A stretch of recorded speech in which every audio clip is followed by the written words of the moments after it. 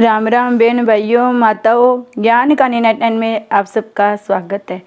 श्रीमद् भागवत महापुराण 9वें स्कंद का 14 दिन हम सब मिलके सुनते हैं। श्री कृष्ण भगवान ने की जय, श्री रामचंद्र भगवान ने की जय। रामचंद्र जी की रामायण चल रही है तो रामचंद्र जी को चित्रकूट छोड़कर आते हैं और मंत्री सुमंत अयोध्या वापस लौटते हैं तो राजा दशरथ अपने प्राण त्याग ही देंगे। आगे हम सुनेंगे। सुमंत के रथ के घोड़े भी उसी दिशा में टकटकी लगाते रहे हैं जिस में रामचंद्र जी गए थे। वे भी समझते हैं कि मैं छोड़कर हमारे स्वामी उस ओर कहीं चल दी हैं। उन्होंने खाना पीना भी छोड़ दिया। जिनके वियोग में पशु तक इतने दुखी हो रहे हैं, उनके माता पिता की व्याकुलता का तो कहना ही क्या, वे अब जी ही कैसे पाएंगे। गुहक आए और सुमंत से कहने लगे, मंत्री जी आप तो ज्ञानी हैं, अब आप धैर्य ग्रहण करें और अयोध्या वापस पधारे रे। साथ में 4 भील सेवक भी भेजे। मध्य रात्रि के समय सुमंत अयोध्या पहुंचे। मैं किसी को भी अपना मुंह नहीं दिखाऊंगा, कोई पूछेगा तो मैं क्या उत्तर दूंगा। फिर भी वे कैंकई के आवास में गए। महाराजा दशरथ का दर्शन हुआ तो कैंकई से पूछे, महाराज कहाँ है। जब रामचंद्र ने वन की ओर प्रयाण किया था तब दशरथ ने कहा था कि मैं कैंकई के आवास में नहीं रह सकता, मुझे कौशल्या के आवास में ले जाओ। अतः वे कौशल्या के आवास में हैं। राम विरह में जिसकी आंखें से 2 बूंद आंसू भी टपक न सके, उसका मन शुद्ध नहीं हो पाता। एक दासी मंत्री सुमंत जी की को कौशल्या के आवास में ले आई। राम योग में 5 दिन बीत गए हैं। दशरथ जी के मुख पर मृत्यु की छाया पड़ने लगी है। मंत्री ने पास आकर उनको दंडवत प्रणाम किया। दशरथ जी ने आंखें खोलकर देखा, पूछा, मेरा राम कहाँ है? कहाँ है मेरा राम? कहाँ छोड़ा है मेरे राम को? सीता वापस आई या नहीं? मुझे वहीं ले चलो जहाँ मेरा राम है। दशरथ जी की व्याकुलता देखकर सुमंत की आंखों में आंसू बहने लगे। वे कहने लगे, महाराज आप तो ज्ञानी हैं, धीर धरे, मैं राम जी का संदेशा लाया हूँ। उन्होंने कहा है मेरे पिताजी को मेरा प्रणाम कहना, उनके ही प्रताप से हम वन में सकुशल हैं। महाराज मैं कितना निर्दयी हूँ कि राम को छोड़कर वापस जीते जी आया हूँ। सीता ने भी मुझसे कहा था कि मंत्री जी आप तो मेरे पिता समान है, मैं अयोध्या वापस नहीं जा सकती, अपने पति के बिना मैं जी नहीं पाऊंगी, मेरे ससुर जी को मेरा प्रणाम कहना। नाविक केवट ने उन सभी को सेवा की, निषाद राज ने भी उनकी बड़ी सेवा की और मैं वापस आया। मेरा जैसा निष्ठुर और कौन हो सकता है। सुमंत के वचन सुनते ही राजा हे राम बोलते हुए नीचे गिर गए। कौशल्या व्याकुल हो गई, फिर भी राजा को धीरज दे रहे हैं। राम विरह तो एक बड़ा सागर है जिसे पार करना बड़ा कठिन है। आप तो कर्णधार है, यदि आप ही धैर्य खो देंगे तो सबका क्या होगा। दशरथ जी ने कहा, मेरे वस्तल में वेदना हो रही है। मुझे श्रवण कुमार के माता पिता ने श्राप दिया था कि पुत्र विरह में मेरी मृत्यु होगी। सारी बात इसमें उन्हें याद आ गई और वो कह सुनाई। दशरथ जी विलाप करते हुए कहने लगे, मुझे वहीं ले जाइए जहाँ मेरा राम है। अपनी स्त्री के कहने पर न में आकर मैंने अपने सुयोग्य पुत्र को वनवास दे दिया है। मध्य रात्रि का समय था।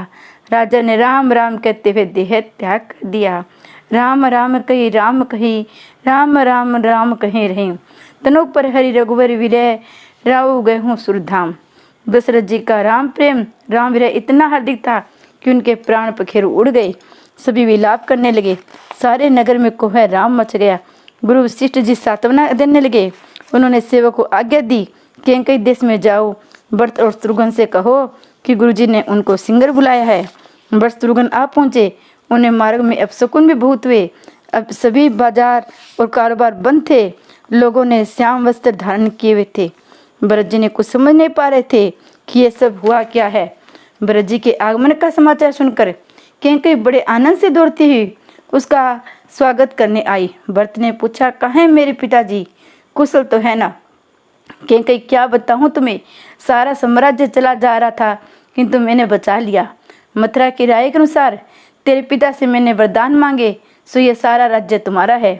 और मेरे पिताजी का वरदान देकर व्याकुल हो गए, उन्होंने प्राण त्याग दिया है। भरत, उसमें मेरे बड़े भैया राम कहाँ थे, अब क्यों दिखाई नहीं देती हैं, कहाँ है वे। कैंकई, वो तो वन में है, मेरे वरदान के अनुसार उसे वनवास दिया गया है। सारी बात जानकर भरत का हृदय दुख से कातर हो गया। अपनी माता के लिए उनके मन में बड़ा क्रोध और तिरस्कार उमड़ आया।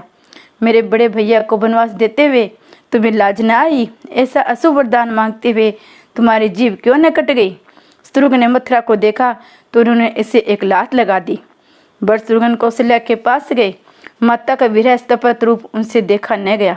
भरत जी की तो मूर्छा आ गई। भरत जी कौशल्या माता से कहने लगे, माता राम कहाँ हो गए? इन सभी अनर्थों का मूल मैं हूँ। कैकेयी के वरदान में यदि मेरा रजमात्र भी सम्मति है तो मुझे मात्र पितृ हत्या का फल मिले। कौशल्या बेटे धीरज रख, शोक को त्याग कर। राम तो हंसता हुआ गया है वन में। तेरे पिता ने प्राण त्याग किया है। मेरा भाग्य रूठा हुआ है। मैं ही इस अनर्थ के कारण अब भी मेरे प्राण शेष क्यों हैं? प्रातःकाल के समय सरयू नदी के किनारे महाराजा दशरथ की पार्थिव देह का अग्नि संस्कार किया जाएगा। दशरथ महाराज की आज्ञा थी कि राम को वनवास देने में यदि भरत की भी सहमति हो तो उनके हाथों अग्नि संस्कार मत कराना। दशरथ की पत्नियां भी चिता में जलकर सती होने जा रही थी, किंतु भरत जी ने उन्हें वैसा नहीं करने दिया। 15 दिनों के बाद शोक सभा का आयोजन हुआ। वशिष्ठ जी सहित कई ऋषि भी वहां उपस्थित थे। सबसे पहले वशिष्ठ जी ने महाराजा दशरथ का गुणगान किया और शोकांजलि दी। फिर उन्होंने राजकुमार राम की भूरी भूरी प्रशंसा की और भरत से कहा, पिताजी की आज्ञा सिरोधार्य करके राम ने वन गमन किया है। दशरथ जी सुरोग में सिधारे हैं, अतः कल हम तुम्हारा राज्याभिषेक करेंगे। किंतु भरत को यह बात स्वीकार्य नहीं थी। उन्हें भू समझाया गया, विधाता की गति क्रूर है।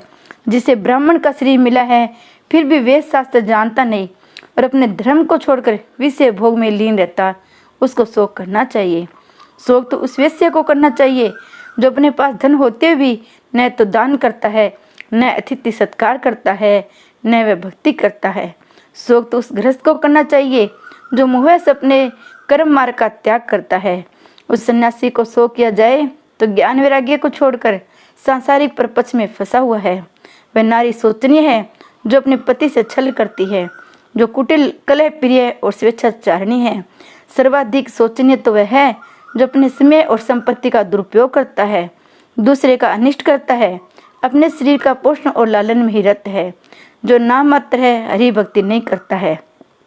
महाराज दशरथ के लिए क्यों शोक करे? सच्चा राम प्रेम तो उन्हीं का था जो राम गमन के दुख से उनके प्राण पखेरु उड़ गए। उनका तो ये लोक भी सुधर गया और परलोक भी सुधर गया। भरत वनवास की अवधि समाप्त होने पर राम का पुनः गमन होने के बाद तुम भी चाहो सो करना, किंतु कल तो हम तुम्हें राज्य सिंहासन पर आरूढ़ करेंगे ही। आज अयोध्या अनाथ है, उसे सनाथ करना है तुम्हें। कौशल्या ने भी भरत को वैसी आज्ञा दी। भरत जी उत्तर देने के लिए खड़े हुए। राम सीता के स्मरण में उनकी आंखों में अश्रुधारा बहने लगी।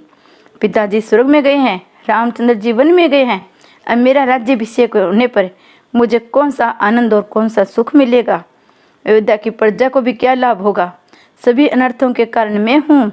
जगत में मुझ पापी का जन्म ही न हुआ होता तो अच्छा होता। मेरे पिताजी तो सदगति प्राप्त हुए हैं, उनके लिए मुझे अधिक दुख नहीं है। मुझे जो दुख है वह तो यह है कि मेरे कारण मेरे बड़े भैया को वल्कल धारण करके नंगे पांव वन में भटकना पड़ रहा है। रघुनाथ जी के बिना सब कुछ व्यर्थ है। मुझे तभी शांति मिलेगी कि जब मैं अपने भाई भाभी का दर्शन पा सकूंगा। कैकेयी का पुत्र कैकेयी से भी अधिक अधम है। रामचंद्र जी की सेवा करने से ही मेरा जीवन की सफलता है। जिस राज्य सिंहासन पर कभी महाराज भागीरथ विराजते थे उस पर बैठने की मेरी पात्रता है नहीं। मुझे आज्ञा और आशीर्वाद दीजिए।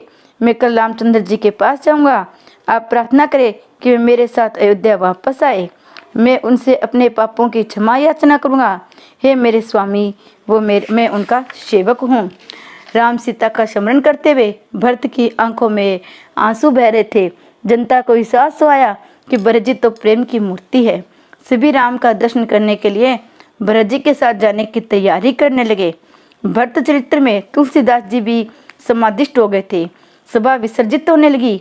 नगर के आबाल वृद्ध स्त्री पुरुष से सभी रामचंद्र जी के दर्शनार्थ आतुर थे, अतः वन गमन की तैयारी करने लगे। सभी के मन में एक ही भाव जागृत था कि कब प्रातःकाल हो और कब हम वन की ओर चल दे।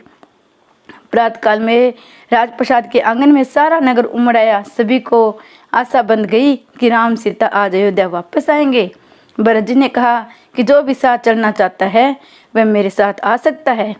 ऋषि वशिष्ठ जी अरुंधति भी रथ में विराजमान थे। अब तो कैकई के सिर से भी कली का भूत उतर चुका था। वह राम के दर्शन के लिए आतुर हो गई। भरत के लिए श्रवण रथ तैयार किया गया, किंतु वे उनमें बैठना नहीं चाहते थे। तो लोग कहने लगे, यदि आप रथ पर सवार नहीं होंगे तो हम भी पैदल ही चलेंगे।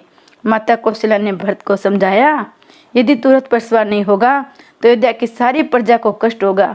कौशल्या को आज्ञा से वे रथ पर सवार हुए। वे श्री रामचंद्र भगवान की जय, भगत और भगवान की जय, भाई भरत की जय।